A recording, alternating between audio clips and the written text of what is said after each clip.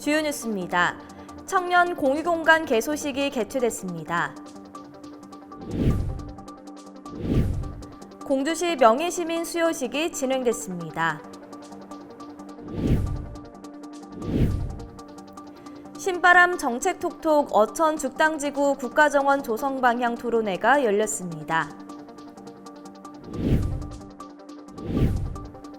2022년 국제안전도시 운영계획 등 공주시의 다양한 소식 제171차 정례브리핑을 통해 전해드립니다.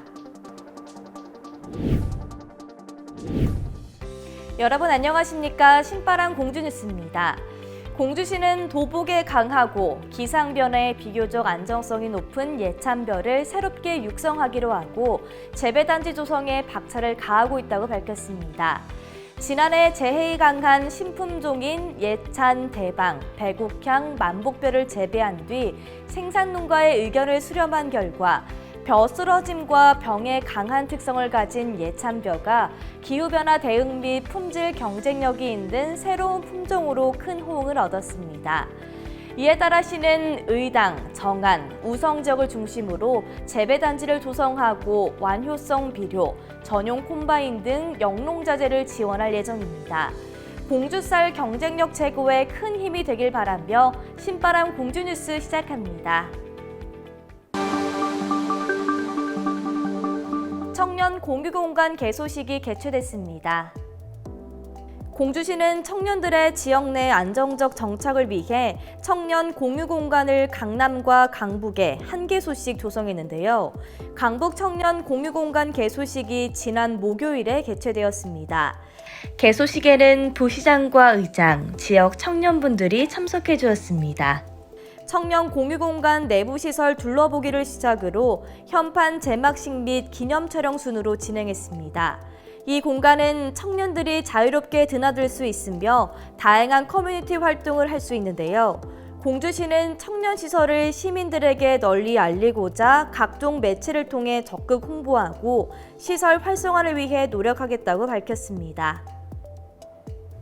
공주시 명예시민 수여식이 진행됐습니다. 지난 28일 대백제실에서 공주시 명예시민 수여식이 진행됐습니다.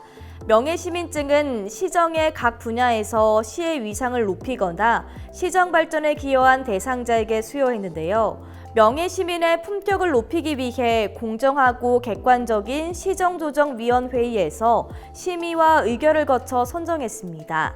시는 앞으로 명예시민 대상자를 확대하겠다는데요. 문화교류 활성화와 우호 증진에 기여했거나 관련 유공자, 국위 선양에 기여한 출향 인사 등을 적극적으로 발굴하겠다고 밝혔습니다. 역사도시 공주의 명예시민이 된 것을 정말 영광스럽게 생각합니다. 제가 힘이 닿는 데까지 같이 해서 공주 발전에 기여하도록 하겠습니다. 정말 고맙게 생각합니다. 이번에 좋은 기회 주셔서 너무 감사드리고요. 앞으로 공주시 장애인 복지를 위해서 열심히 노력하고 더 나은 모습으로 노력을 하도록 하겠습니다. 네네, 감사합니다. 신바람 정책톡톡 어천 죽당지구 국가정원 조성 방향 토론회가 열렸습니다. 금강 국가정원 조성을 위한 토론회가 지난 금요일 공주시청 대백제실에서 열렸습니다. 토론회에서는 사업의 타당성 평가 및 기본계획 수립 용역 추진을 위한 전문가와 시민들의 의견을 받았는데요. 주재자인 국토연구원 이순자 선임연구위원과 발표자인 최덕립 연구위원, 이성용 이사 등 많은 분들이 참석해 주었습니다. 국가정원 조성 추진 현황 보고를 시작으로 순천만 국가정원 조성 사례와 금강 국가정원 공동조성 기본 구상 연구 용역 결과를 발표했습니다. 제171차 정례브리핑 소식 전해드립니다. 식약청의 긴급 승인에 따라 신규 코로나19 먹는 치료제인 라게브리오 처방이 지난 토요일부터 시작되었습니다. 라게브리오 처방 대상은 증상 발현 후 5일 이내에 면역 저하자 또는 60세 이상, 40세 이상 기저질환자로 처방 조건은 동일합니다. 다만 기존 먹는 치료제인 팍스로비드 우선 처방 원칙에 따라 해당 치료제의 투약이 제한되는 환자에게만 라게브리오 처방이 진행됩니다. 현재 코로나19 예방 접종률은 1차 95%, 2차 88.65%, 3차 접종률은 71.6%인데요. 60세 이상의 고령층은 95.3%의 접종률을 보이고 있습니다. 현재 코로나19로 격리 치료 중인 환자는 3,600명이 넘었으며 누적 확진자는 총 22,285명입니다. 그동안 공주시는 열악한 지방재정의 한계를 극복하고 다양한 공모사업 선정과 국도비 확보에 진력을 다해왔습니다. 실은 그동안 청룡천 지방하천 정비사업과 도시바람숲 조성사업 등 여러 현안 사업들을 추진해왔는데요.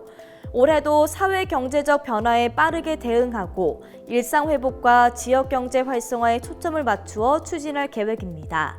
공주시는 미래성장 동력이 되어줄 다양한 사업들을 발굴하는 한편 성장 촉진 지역과 인구 감소 지역에 따른 대응에도 적극 나서겠다고 밝혔습니다.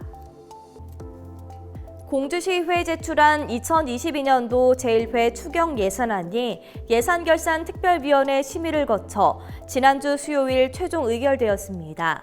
우리 시는 2017년 이후 현재까지 채무 제로를 이어오고 있습니다. 효율적이고 안정적으로 재정 건정성을 유지하면서 미래 발전을 위한 개발 사업, 서민 경제 활성화, 복리 증진 등 시민 삶의 질 향상과 도시 경쟁력 확보를 위해 집중하고 있습니다.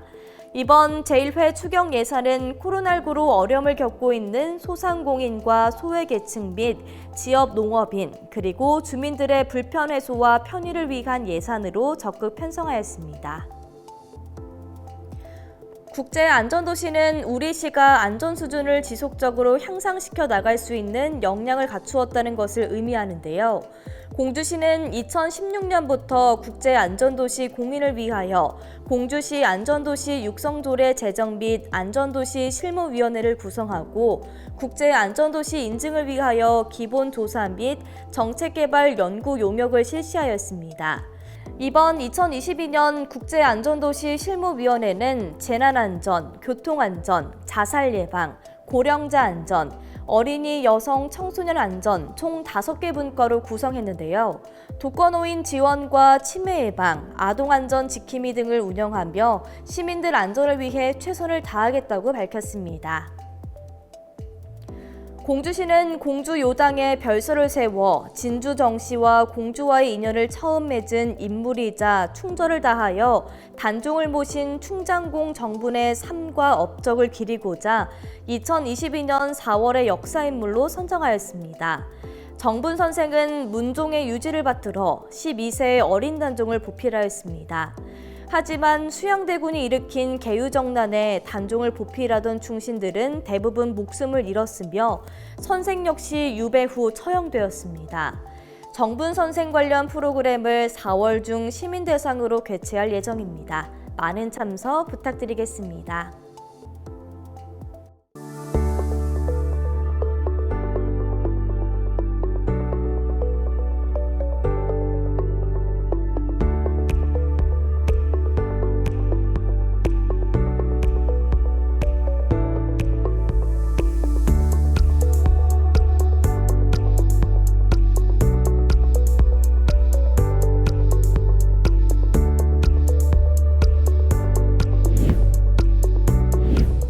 안전문화가 정착되는 공주시가 되길 바라며 이번 주 신바람 공주뉴스를 마칩니다. 오늘도 함께해 주신 시민 여러분 고맙습니다.